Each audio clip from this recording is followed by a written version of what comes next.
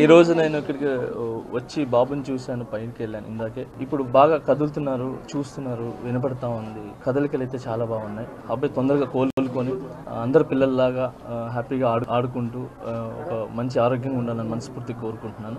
ఇప్పుడైతే బాగుంది. నేను చూడగానే చాలా హ్యాపీగా అనిపించింది. అండ్ అలాగే వాళ్ళ ఫ్యామిలీకి మా సైడ్ నుంచి అండగా ఉంటాం. సో మేము ఒక్కరే కాదు, మా కొరియోగ్రాఫర్స్ అందరి తరపున ఏదైతే యూనియన్ ఉందో ఆ యూనియన్ తరపున అందరి తరపున కూడా మేము అండగా ఉంటామని చెప్పి వాళ్ళకి ధైర్యం చెప్పి వచ్చాం. ఖచ్చితంగా వాళ్ళ ఫ్యామిలీకి ఖచ్చితంగా మేము అంతా ముందు ఉంటాం. ఈ ఘటన జరిగింది కదా, ఎట్లా సార్ సినీ ఇండస్ట్రీ తర్వాత ఈ ఇష్యూ అంతా అయిన తర్వాత వచ్చి ఒక్కొక్కరుగా పరామర్శిస్తున్నారు. గతంలో ఎవరు రాలేదు వారం 10 రోజుల దాకా.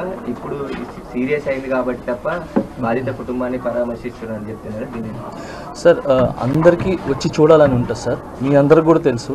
సో అందరు వచ్చి చూడాలని ఉంటుంది, కానీ కొన్ని పరిధులు ఉంటాయి. ఆ పరిధుల వల్ల ముందుకు రాలేరు. అంతకు మించి ఎక్కువ మాట్లాడలేను సార్. సో ఇప్పుడు బాగా అందరూ వస్తున్నారు కాబట్టి హ్యాపీ. సో వచ్చి అన్నీ చూస్తున్నాం.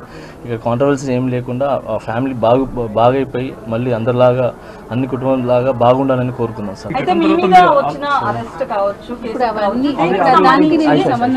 ఈ ఘటన అంటే తొక్కిసలాట అల్లు అర్జున్ వల్ల జరిగింది అనేది ఒక రీజన్ కనిపిస్తుంది కదా. అట్ ద సేమ్ టైం మీ మీద కేసు కూడా అల్లు అర్జున్ అనేది ఉంది. సో ఈ పాయింట్ ఆఫ్ వ్యూలో మీరు రావడం పట్ల అయితే సోషల్ మీడియాలో నెక్స్ట్ ట్రోల్ అయ్యే అవకాశం ఉంది. దీన్ని ఎలా చూస్తారు మీరు?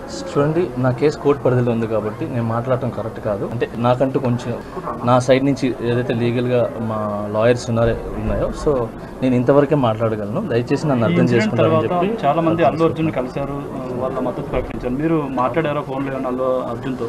సార్ ఇవన్నీ కూడా నేను చెప్పాను కదా సార్, నేను నా కేసు కోర్టు పరిధిలో ఉంది కాబట్టి నేను మాట్లాడలేదు. కేసు గురించి ఈ కూడా నేను మాట్లాడలేదు సార్.